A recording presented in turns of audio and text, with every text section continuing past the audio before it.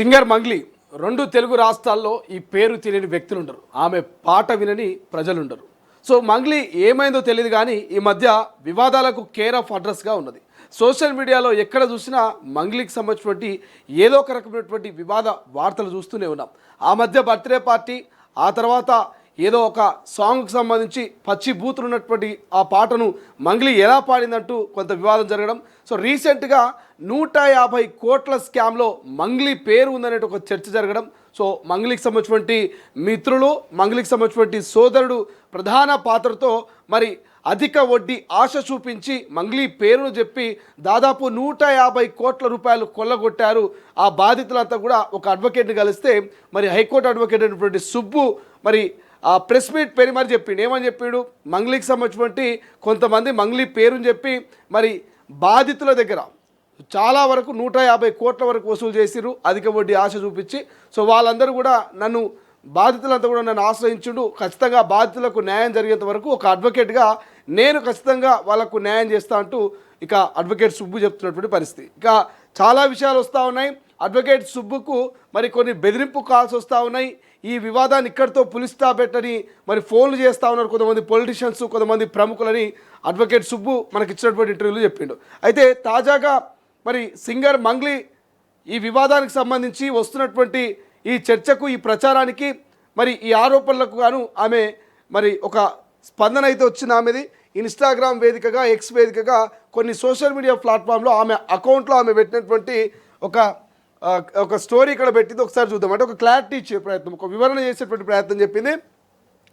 Micro finance పేరిట అంటే నిన్న మొన్న జరుగుతున్నటువంటి 150 కోట్ల స్కామ్ ఏదైతుందో, 150 కోట్ల స్కామ్ అంటూ, ఒకటి కాదు రెండు కాదు 150 కోట్ల స్కామ్ అంటూ అందులో సింగర్ మంగ్లీ యొక్క బ్రదర్తో పాటు మరికొంతమంది సన్నిహితులు కూడా, అంటే స్నేహితులు అని చెప్పుకోవచ్చు,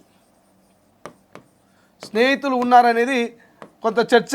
సో అయితే సింగర్ మంగ్లీ మరి వీటి మీద ఒక క్లారిటీ ఇచ్చింది. నా మీద జరుగుతున్నటువంటి ప్రచారాలు తప్పు అంటూ, మైక్రో ఫైనాన్స్ పేరిట నా పేరుతో కొందరు డబ్బులు వసూలు చేశారని వస్తున్న వార్తలను ఖండిస్తున్నాను. నాకు ఆ వ్యక్తులకు వాళ్ళకు సంబంధించినటువంటి ఫైనాన్స్ వ్యాపారాలకు ఎలాంటి సంబంధం లేదు. నా ప్రొఫెషనల్ ఈవెంట్స్ కోసం నన్ను, నా తమ్ముడిని రోజు చాలామంది సంప్రదిస్తుంటారు. ఆ ఈవెంట్కు సంబంధించిన ఇన్విటేషన్ వివరాలకే కానీ వాళ్ళ పర్సనల్ వ్యాపారాల గురించి నాకు, నా కుటుంబ సభ్యులకు ఏమాత్రం సంబంధం లేదనేది విషయం. ఇలాంటి మోసపూరితమైనటువంటి విషయాల్లో నా పేరును వాడుకోవడం, నన్ను ఇన్వాల్వ్ చేయడం చాలా అన్యాయం. కావాలని కొందరు నా వ్యక్తిగత పేరు ప్రతిష్టకు భంగం కలిగించే ప్రయత్నం చేస్తున్నారు. సోషల్ మీడియాలో ప్రచారం చేస్తున్న కరెన్సీకి సంబంధించిన వీడియోలకు మా ఇంటికి ఎలాంటి సంబంధం లేదు. నా ప్రొఫెషన్ ఈవెంట్స్ మినహా నాకు ఎలాంటి వ్యాపారాలు లేవు. దయచేసి నా పేరు చెప్పి ఎవరైనా డబ్బులు వసూలు చేసినా మీరు నమ్మవద్దు. అలా మోసపోయిన వారికి న్యాయం చేయాలని పోలీస్ డిపార్ట్మెంట్ను కోరుతున్నాను. ఇట్లు మంగ్లీ అని చెప్పేసి మరి మంగ్లీ అఫీషియల్కి సంబంధించిన ఒక సోషల్ మీడియా ప్లాట్ఫామ్లో ఆమె యొక్క ఆవేదనను, ఆమె ఇస్తున్నటువంటి ఒక రిప్లైని అయితే మెన్షన్ చేయడం జరిగింది. అయితే ఇప్పుడు మరి మంగ్లీ ఇచ్చినటువంటి ఈ రిప్లై మీద కూడా చర్చ జరుగుతున్నది. ఏమని చర్చ జరుగుతున్నది? సో అడ్వకేట్ సుబ్బు చెప్తా ఉన్నాడు తొలివేలుగిలు ఇచ్చినటువంటి ఇంటర్వ్యూలో, మంగ్లీకి సంబంధం లేకపోతే ఆమె పేరును వాడుకొని డబ్బులు వసూలు చేసిరు కదా, మరి ఆ డబ్బులు వసూలు చేసిన వ్యక్తుల మీద కేసు పెట్టాలని మేము డిమాండ్ చేస్తే కేసు పెట్టను అని మంగ్లీ చెప్పిందట. ఎందుకు బెటర్ అంటే ఆ కోర్టు చుట్టూ అటు ఇటు నేను తిరగలేనని చెప్తా ఉందట. మరి తిరగనప్పుడు ఇంతమంది నీ పేరు చెప్పి డబ్బులు వసూలు చేస్తే ఇంతమంది డబ్బులు దోచుకున్నారు, దాచుకున్నారు, మరి వాళ్ళను జీవితాలు ఆగం చేసిరు. ఆ బాధితులకు న్యాయం ఎట్లా జరగాలంటే పోలీసులు, ఇక్కడ చూడండి, అలా మోసపోయిన వారికి న్యాయం పోలీసులు చేయాలంట. మరి సింగర్ మంగ్లీ కంప్లైంట్ ఇస్తేనే కదా పోలీసులు ఒక కంప్లైంట్ని ఫైల్ చేసి సుమోటోగా కేసు తీసుకొని మరి ఒక ప్రముఖ సింగరు, ఒక పాపులర్ అయినటువంటి మంగ్లీ పేరును వాడుకొని మీరు ఎట్లా మోసం చేస్తారని ఇన్వెస్టిగేషన్ చేసి బాధితులకు న్యాయం చేస్తారు కదా, బాధితులకు డబ్బులు చెల్లిస్తారు కదా. సో మంగ్లీ ఇక్కడ కంప్లైంట్ ఇయ్యదట, కానీ పోలీస్ డిపార్ట్మెంట్ వారికి సహాయం చేయాలని చెప్తుంది. బట్ అడ్వకేట్ సుబ్బు ఏమంటున్నారు?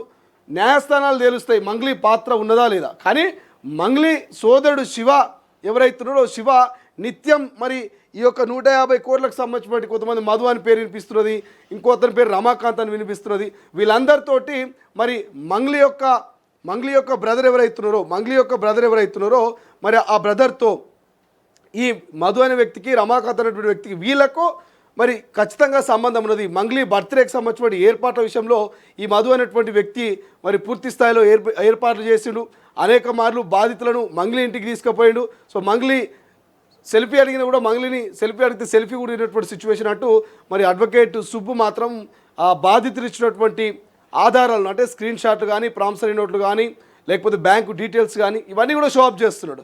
బట్ ఏదేమైనప్పటికీ చివరిగా అంతిమంగా న్యాయస్థానాలకు వెళ్ళాల్సిందే. న్యాయస్థానాల్లో మరి చట్టాలు చెప్పినటువంటి తీర్పు అంటే న్యాయమూర్తులు చెప్పినటువంటి తీర్పును బట్టి ఎవరు తప్పు చేశారు, ఎవరు ఒప్పు చేశారు, ఎవరి తప్పు ఉంది, ఎవరిది ఒప్పు ఉంది అనేది తేలాల్సినటువంటి అవసరం ఉంది. బట్ ఏదేమైనా మంగ్లీ మాత్రం నాకు ఎటువంటి సంబంధం లేదు ఈ 150 కోట్ల స్కామ్ కానీ మరి ఆమె ఒక వివరణ ఇచ్చుకునేటువంటి ప్రయత్నం అయితే చేసింది. సో చూద్దాం మరి మంగ్లీ వివరణతోటైనా ఈ వివాదం ఇక్కడితో ఆగుతుందా, లేకపోతే ఈ వివాదంలోకి మంగ్లీ కూడా వెళ్ళేటువంటి అవకాశం ఉందా, ఏం జరగబోతున్నది ఈ 150 కోట్ల స్కామ్లో అనేది మరి వేచి చూడాల్సిన అవసరం అయితే ఉన్నది. అసలైన తొలి వెలుగు. ఫాలో వాట్సాప్ @తొలి వెలుగు అఫీషియల్.